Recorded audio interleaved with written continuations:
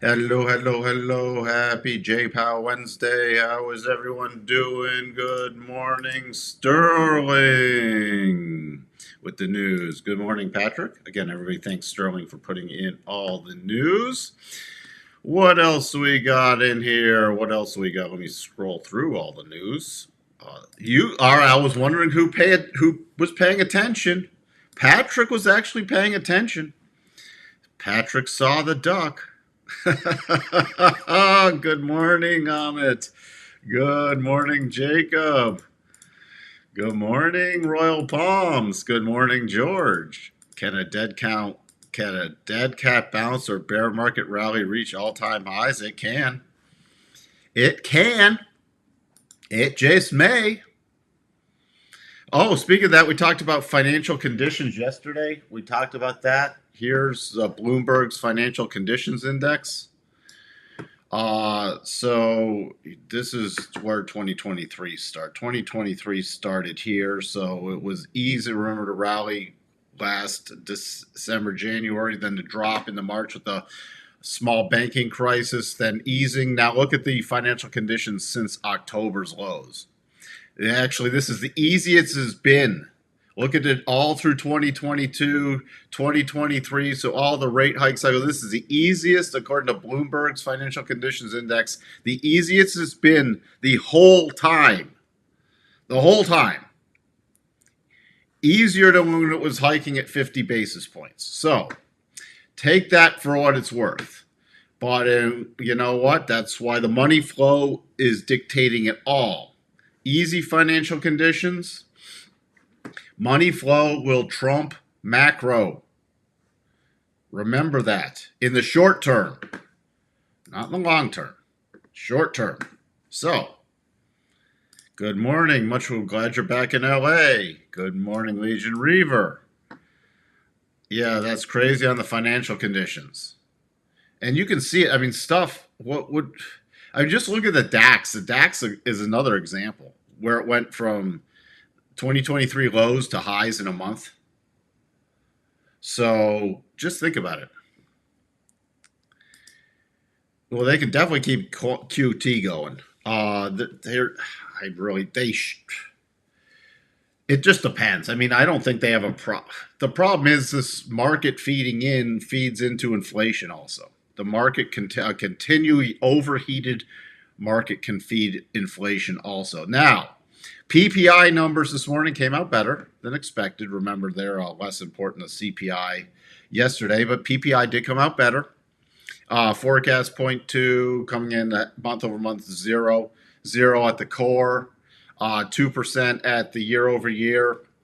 So that's out of the way. We have the EIA numbers coming out in about, an hour and 20 minutes for any crude traders. You got the bill auction, and then I'm expecting a pause. But let's see how hawkish the tone is, because that's going to matter. At 1:30 Central, 2:30 Eastern, that's what's going to matter.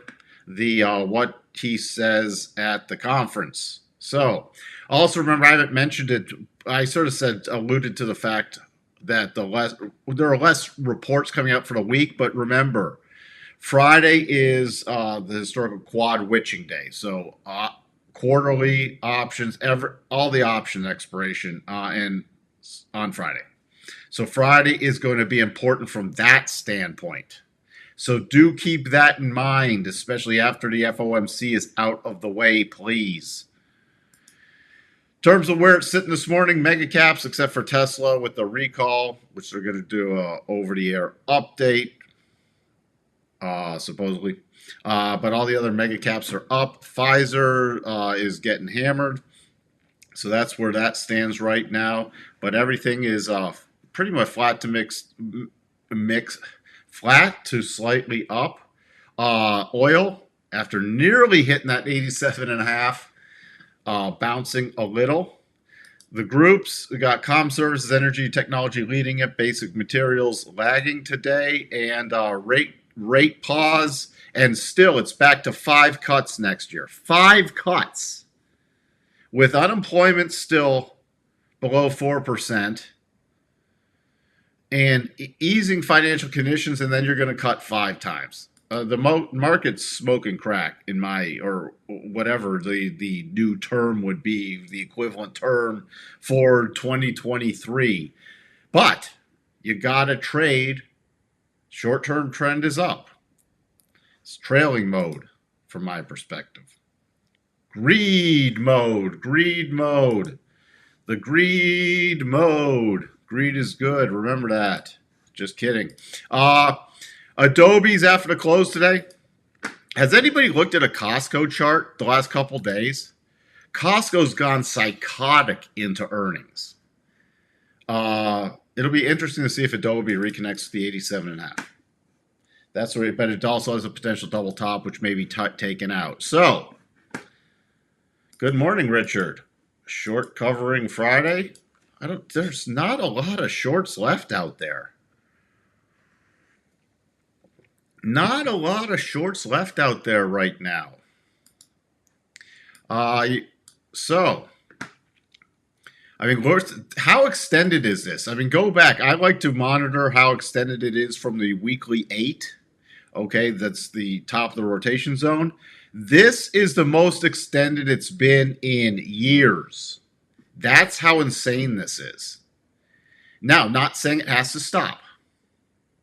Not saying it has to stop. However, you know, just where is it in terms of the Bollinger Bands? Yeah, we're riding the upper band on. So it will be interesting to see what happens here. But again, my perspective is trail. That's on the weekly, riding the upper band. So shorter term, wow, this thing.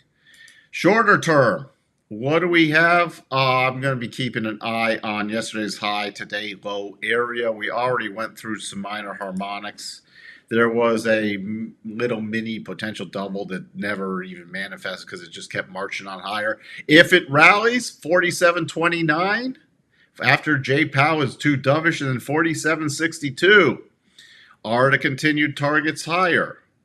I'm keeping an eye if it really starts breaking down below yesterday's high at roughly about 46.96, 46.95 area is coming in at very key support.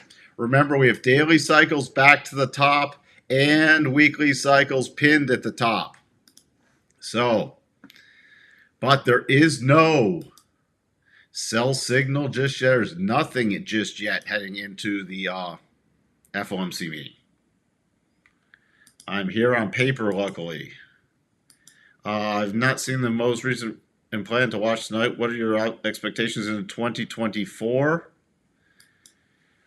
Ask me closer to the end of this year. I don't have any expectations yet. I think the market's pricing in way too much perfection, even with a recession. If they start cutting too rapidly, you'll get inflation back in a heartbeat. But the market can continue until it doesn't. There's going to be a pullback at some point. We just don't have a pattern yet. There's no short-term pattern. You have the NASDAQ. I mean, look just on the daily. The daily to reconnect with the rotation zone is back at 16.3. The weekly is back at 15, just below 16. And that wouldn't even take it back to the prior little breakout area right here. By the way, this is...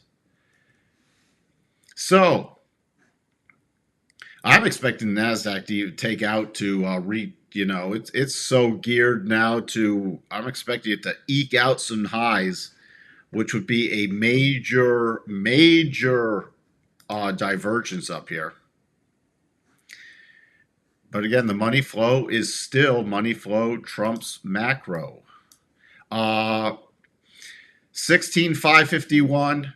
Then the major area, if it does rally, 16,754 to all-time highs, 16,767.50. Key support, I'm watching yesterday's high, first level, and then the 4-hour rotation zone. Coming in 4-hour rotation zone about 16,575 by the time we get there. Hey, Christoph.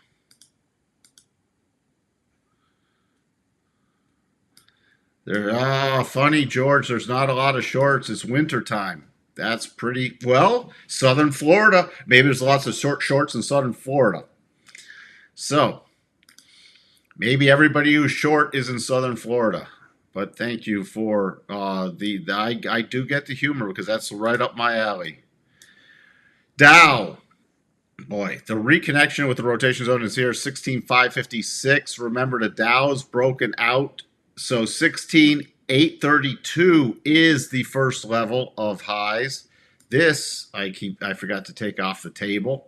The next major target is until 37,857.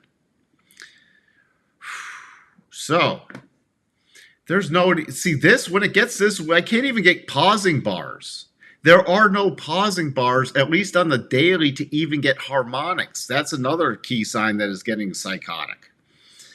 I just pay attention to 4-hour rotation zone areas for the first little bounce for a sell-off. The Russell continuing to climb towards the 1923 area. Support now in the Russell coming in at 1883.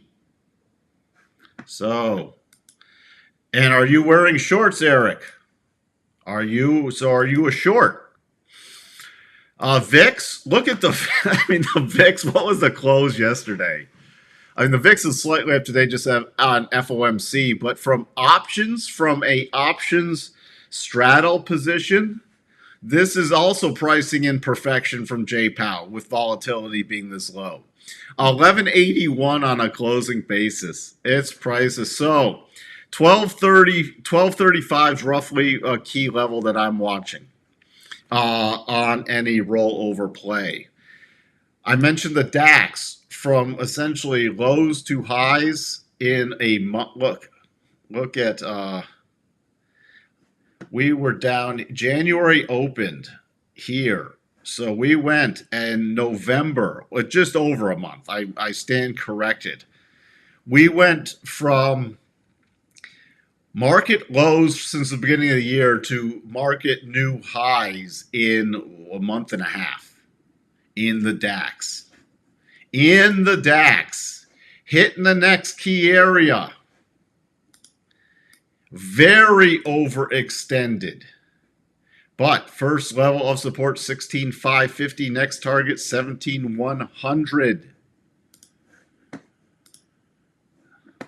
The notes still have a potential double top. If it rallies today, though, the key area of resistance is 111.14. If we blow through 111.14 Friday or next week, 112.01.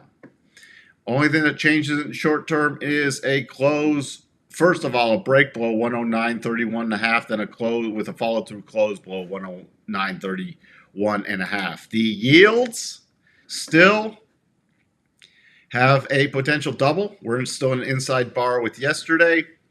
I'm keeping an eye on yesterday's lows for the micro yields. That would be 4.146. We break down below that. There's still in the futures contract, there's still a gap here to 4.127, but the reversal trigger would be 4.292 above that on a closing basis. Still keeping an eye on that too. 10-2s holding a very key support level. A very key support level you see right here to break I'll just call it the breakaway gap. And then coming back down now, a triple test of that area. This also shows you the easing financial conditions. So from bear steepener to trying to break down again into continued bull rally mode.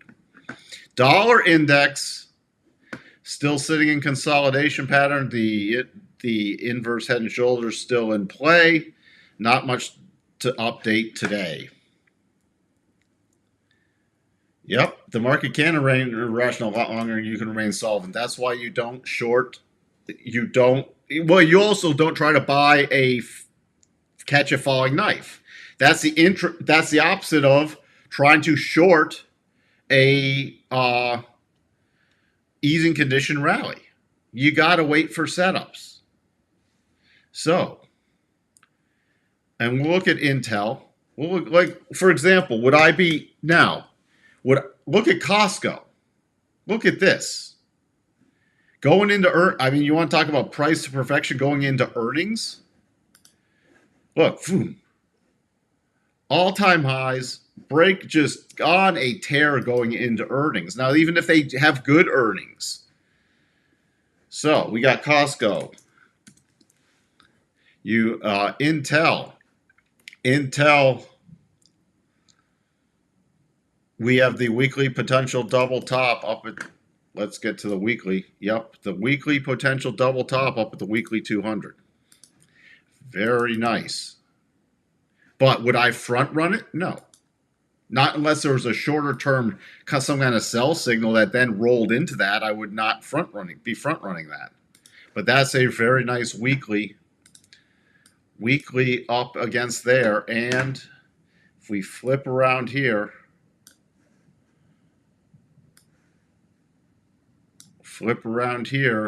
you know, just shy of that 50%.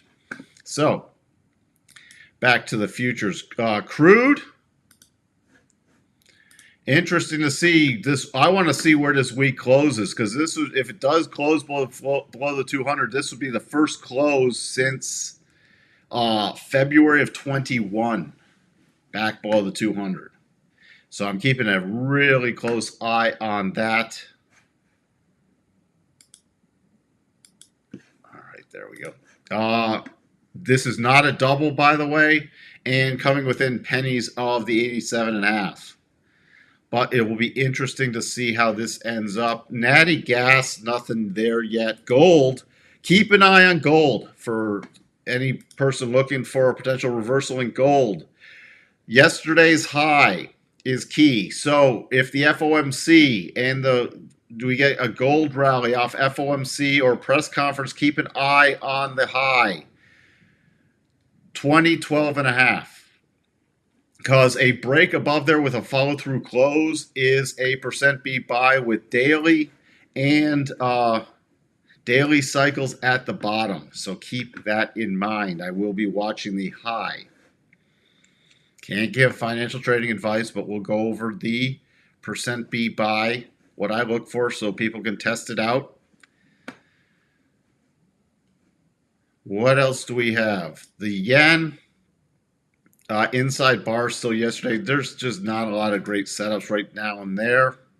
The euro, nothing much here. Watch this 108.20 area. The pound, still testing the third test of the second target against the rising 200. 124.82 is the final target, but you know what? If you haven't done anything with this at this point, don't know what to say. The spiders. Come on here, spiders. Next key area, 466 to 466.25. Trading 464.99, so any rollover play would be for the gap fill, 464.10. Then the major support is 459.72. All right, so that's where that sits. In terms of the all-time highs is 479.98, so above 472. And in terms of, let me clear off didn't want that. Just clear off a couple of these lines down here. If we look, we're right at that 87.5 area. So this has reconnected with the 87.5, and there was a gap left behind on a weekly basis to 473.20, which has also been filled. So that finally met the 87.5 rule. So again, 466 area on any push up today. The gap, that's what I'd be watching right there. What else? Qs. The Qs. Very key area, 399.50 to 461.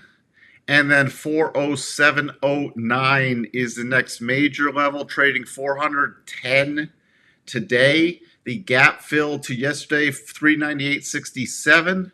And then the major support level coming in at 394. Tesla, which you had the recall stuff, but nothing, gapping down slightly still. Nothing's changed. Breakdown level 232. And the target area is roughly 223.60 to 225. Breakout area 245.50. NVIDIA still holding the channeling flag. Apple 195.85. So anything here would be to a potential gap fill. We do have, with the where it's going to open, we do have a mini potential double top on the daily. No, technically not. It'd have to go on this side of it. So we'll have to see if that sets up or not.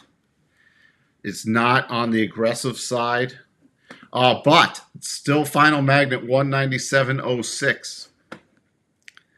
That's it. What else do we do? What else do we have? COP. COP. Trading. Come on, get off the chart. Little mini double. Little mini double against a very, very key support area. Not just a 200, but this is a prior breakout area from July. Prior breakout area from July. That's where we sit. Bitcoin. Yield Bitcoin. It's in the major reversal zone right here. So that's the only thing I'm keeping an eye after, a little mini double top. But that's also been on the tear recently. So that's where we sit. Higher for longer, no cuts, and dot plot markets will still rally. Well, if the money flow trumps it, then yeah. Would I be chasing it here? Like, would I be chasing Costco or some other stocks to these insane levels? No. But, by the way, Adobe going into earnings has a potential double. You can see it here on the weekly. Little potential double, so keep an eye on that. Not anywhere close to triggering, but who knows what earnings is going to bring. Now, it's still, we have the 87.5 magnet still above 640, which would invalidate the double. So, that could be interesting also. Didn't I looked at Intel. Where were you, Sterling? I didn't put the channel, but we have the weekly double up there against the 200. Yeah. Sterling, were you not paying attention? Okay, Sterling gets a demerit. Maybe you were busy at your day job. Wait, it's Wednesday. You're off today. You have no excuses, Sterling. Thank you, everyone, for tuning in. Just see FOMC, then big options expiration on Friday. So we shall see how this week ends up. Just don't do silly. And from a larger term perspective, my thing is trailing mode. From a short term perspective, it's don't get yourself in a really bad position, because it can continue, but it can also, we can get some volatility. Yeah, see, what were you doing, Sterling? Now you have to fess up. You have to fess up, Sterling.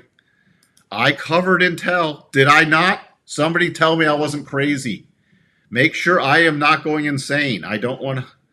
Good luck, Legion Reaver. Make sure I was not going insane and didn't imagine that I covered Intel. Because if that's the case, we might want to put an end to the channel. All right, just taking a peek into the open. Oh, that's a little. Whew. What did I miss? That's some selling pressure going into the open. All right, I did. Thank you for making sure I was not losing my marbles. All right, going to be watching this 4,700 into the open then. That was a quick shift right here. Did somebody say something? Because that's a pretty... All right, what's going on? I got to jump into the open. Thanks, everyone, for tuning in. Bye for now.